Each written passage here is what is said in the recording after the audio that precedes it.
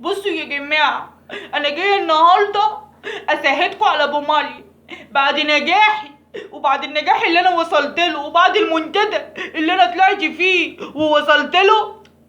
أبو مالي فكر إن هو يسيبني ويبيعني.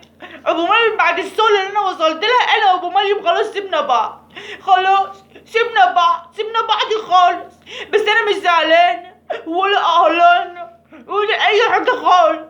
انا مش قهرانه يا ابو ميه غير عشان بنتي بس مريم اللي انت خدتها مني، خدتها من حضني يا ابو ميه. كانت نزعاني وكانت معليه القناه بتاعتي وكانت بتعمل معايا الفيديوهات. طالبه منك بس يا ابو مالي ان انت توليني فيديو واحد. بص انا هطمنك على القطه بتاعتك يا ابو مريم، انا هطمنك عليها. ايه القطه بتاعتك اهي يا ابو مريم اللي انت بتحبها يا ابو ماري. ايه القطه بتاعتك اطمنت عليها؟ طمني بقى فيديو واحد بس على البيتش مالي، فيديو واحد بس يا ابو مالي على البيتش مالي واحد. ايه يا ولايه القلبان اللي انت عاملاهولي ده؟ خليت العيال السيس اللي على النت يتفرجوا علينا ويتمهزقوا بينا. العيال السيسة وليه العيال الفرافير ليه كده وليه؟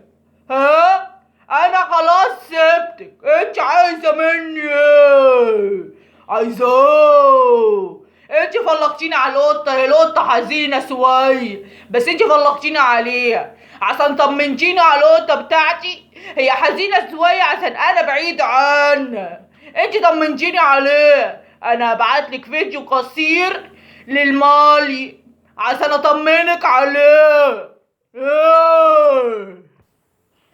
ما تاخذنيش يا ابو ماري، انا طبعا مريم معاك متشمنه عليها، بس انا قلت اشوفها برضو لان انا خير اللهم اجعله خير، حلمش بالبتش مالي ان هي بتسهل شوربة خضار يا ام مالي، فقلبي وجعني اتوغوشت عليها.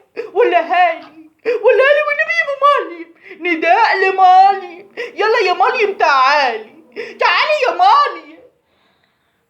ابويا طلق فتاتات وخطفني، طلق فتاتات وخطفني يا خرابي يا بنتي ازاي؟ ما وحشتيني وخطفني يا بنت وحشتيني وعامل لك الزعلوله كده ليه؟ مش عارف يعملها